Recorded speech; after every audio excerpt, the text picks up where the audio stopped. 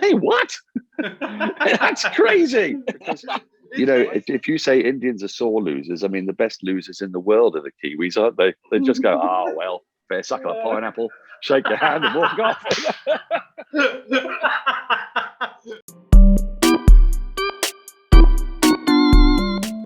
Well, I tell you now, I love the idea of the robot umpire. I think that was a great idea. And then you could create whichever umpire. You could have the perfect umpire, and you could make it do an out sign any way you want. You could click on the Rudy Kirsten out, or you could have the Steve Buckner out, and you could mix and match. It would be great fun. You could have a Billy Bowden out, and absolutely.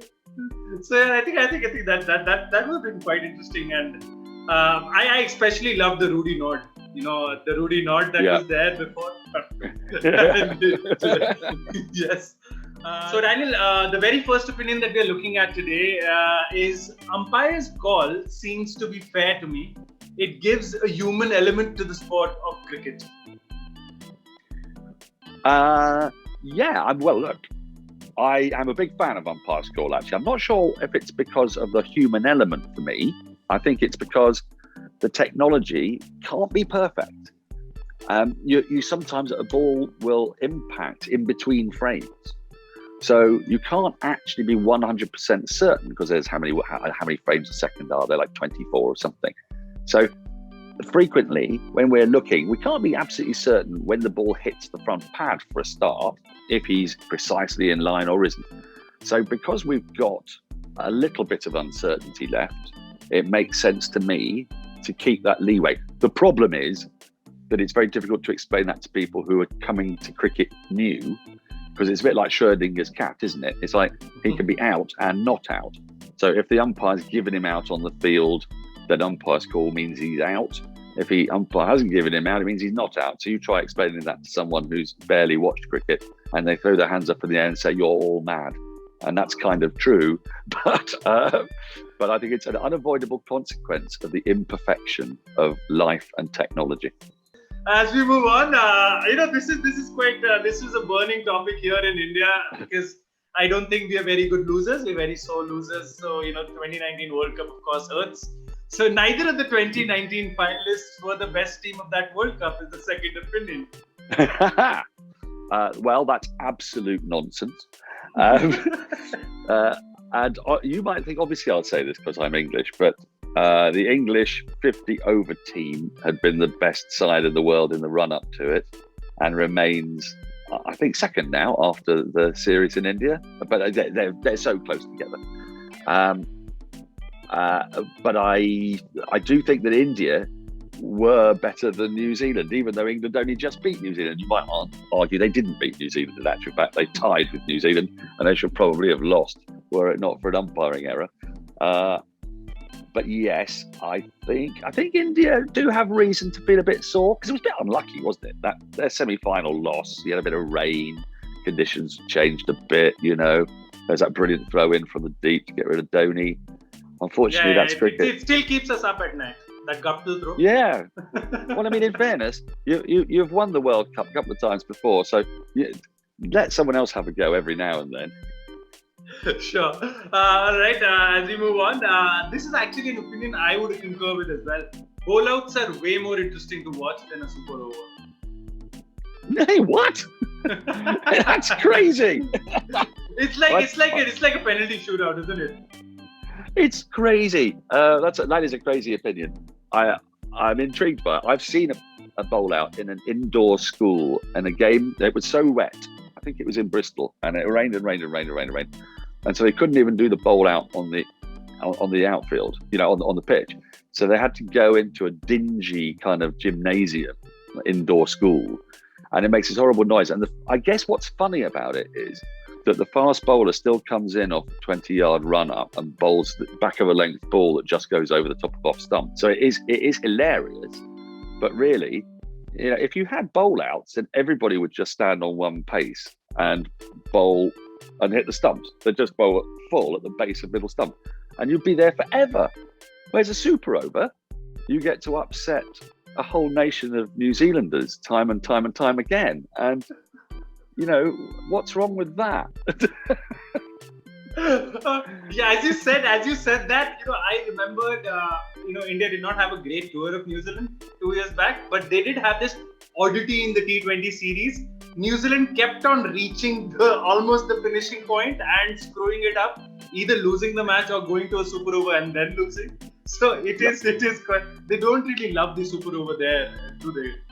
No, in fact, when England went there recently, they had a super over. I think it was just the one, but it was like in the first game after the World Cup that they played each other.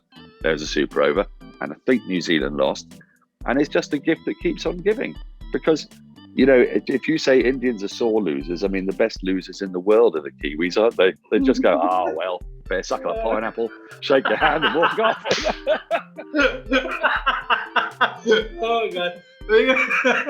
It is a bit tough on them, but they sure do take it sportingly, if that's the best way I can put it.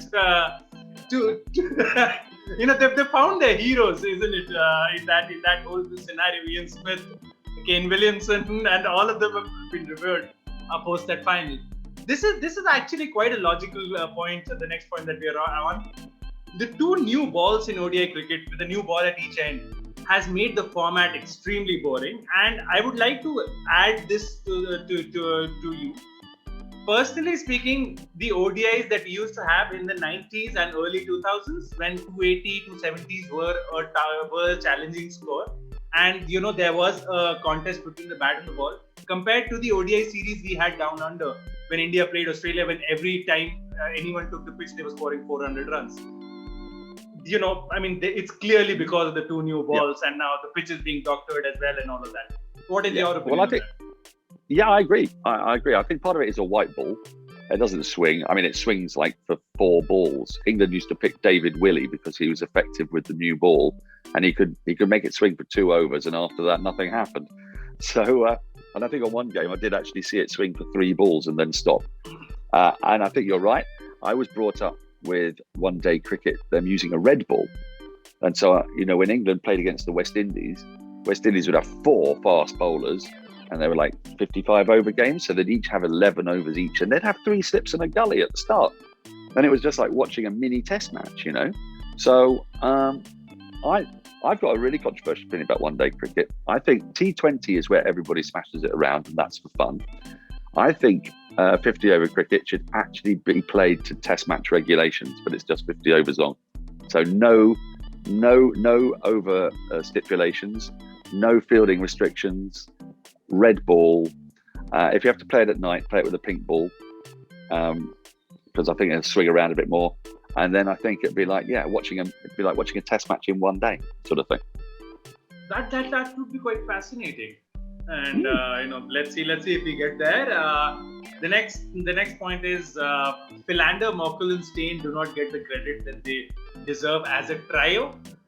We end up talking more about Stain, and in the last decade, they probably were the best bowling attack, as a contingent from any country. Yeah, that's not controversial. I think I agree with that. I think Philander was the most underrated, but a very good friend of mine, a writer for Cricinfo, George DeBell, before he'd seen Philander play once. And I said, what's this Philander guy like? He says, he's no good. He's like a county seamer. And I reminded him of that every day for the next 5 years. Yeah, he's kind of sick of me reminding you of that because he knows he got it wrong. But Philander is like a kind of slightly bigger version of Mohammad Asif, I think. Remember the Pakistan bowler who just had it on a string, who bowled brilliant, a little bit like Mohammad Abbas as well, actually thinking about it. And Stain, obviously, I'd say is the best out-and-out quick bowler of his generation with unbelievable late swing. And Morkel was a nightmare to face. If you talk to any of the players who faced that South African attack, it's quite funny. A lot of them say that they were less scared of Stain because his action was classical, a bit like Brett Lee, so they could see the ball coming out of his hand. Didn't mean they could always play it because he was too quick and late swing or whatever. But with Morkel, because he had this terrible bounce, and he'd hit you, surprisingly, off a length, and his bounce was a bit more disguised and his arm was so high. And so if you combine those two, and then Philander, you can't get the ball away. It must be really horrible batting against that trio. So yes, I don't think it's unpopular. Well, it might be unpopular, but I don't think it's wrong. It's the right opinion. Fair enough. I'm assuming you do watch a little bit of football on the side whenever you do get a chance. I do a bit. Yep. Yeah. So just this opinion is actually the commentator is comparing the IPL with the Premier League equivalent and probably the Premier League of the noughties. So if you look at Rohit Sharma, he would be Paul Scholes. Won many trophies, had a great impact on his team, but didn't get any individual awards. Warner would be Lampard, won a trophy, but was mainly known for his great run/goal scoring ability. And Kohli would be Gerrard, stayed loyal to his club, having played with players probably not up to his level, never won the league, but always the best player in his team. That's a really good analogy. That I like that. I might steal that. I think I get it. Yeah. I'm trying to think. That's really, really good. Could we put any other cricketers in footballers' shoes? Yeah. What about Steve Smith? Steve Smith Suarez, in the IPL. Luis Suarez. Yeah. Well, I mean, actually thinking about it, you've got quite a lot of. I wonder what Andre Russell is, because Andre Russell has like a massive presence in the. What team is he? Peter Crouch. Ibrahimovic. Yeah, good call. Yes, I like that. I like that idea. I think we could go through. This is a great idea. Basically, every IPL player should have his alter ego. Analogous. Alter ego. Exactly. They should have his Premier League alter ego, and it should come up. So it'd be like Andre Russell / Zlatan Ibrahimovic. Yeah. Rohit Sharma / Paul Scholes. That's fantastic. That's a great idea. Well done. Whoever came up with that, I applaud you. I take my hat off. Sure, I'm sure they would love that on the video there. Another opinion goes, this has been a point of talk to discussion here as well, with a few former cricketers talking about as well. Leg buys should be scrapped. Batsmen have been given a willow to use the ball. If the ball hits the legs, then why are the bowling team conceding runs? No, this is completely wrong. And not only is it completely wrong, I would go completely the opposite direction.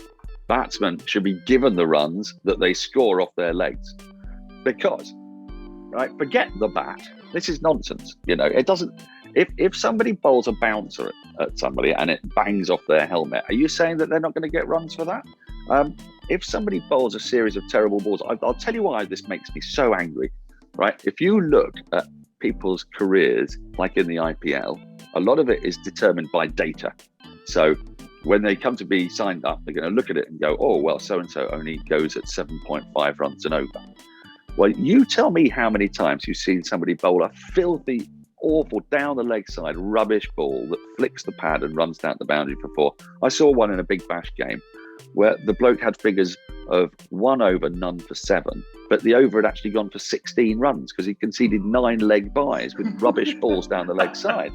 Now, if you get rid of, and he's probably on a bigger contract than the bloke at the other end who went for 9 runs in the over with an edge that flew over slips, got really, really lucky with inside edge down to fine leg. It's terrible.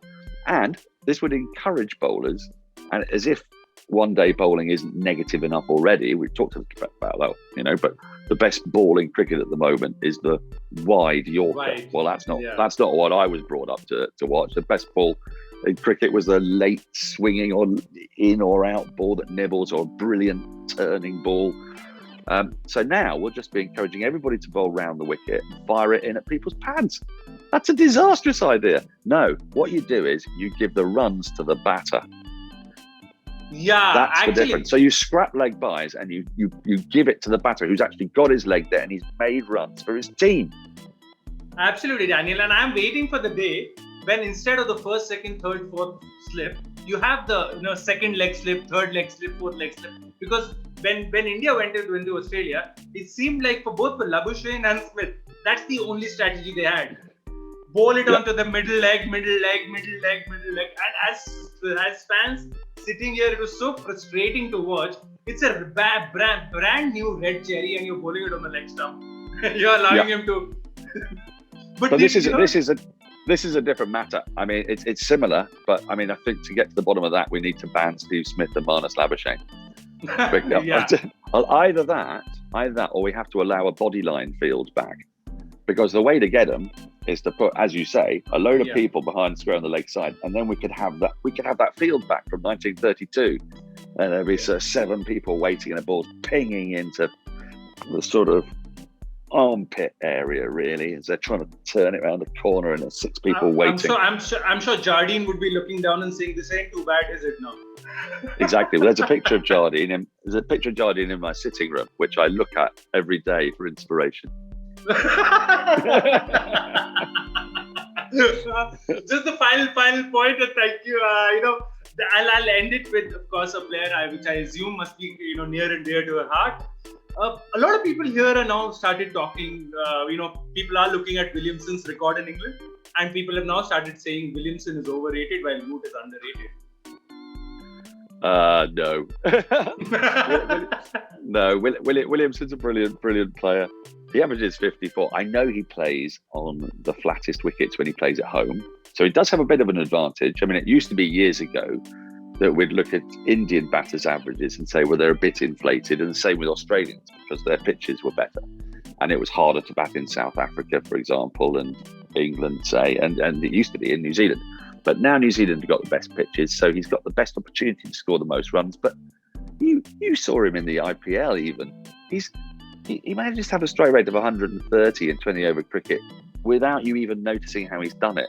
He plays the ball so late. Joe Root's a brilliant player. I don't know. He's a very, very good player. He's the best England batter for decades, really. Him and maybe Kevin Peterson. But Kane Williamson is a superb batsman. He's just, once you get to these points, I'm going to say, is that it's kind of like who's better. I mean, it's a little bit like choosing between your own children. Yeah, it's a bit pedantic. It is a little bit, isn't it?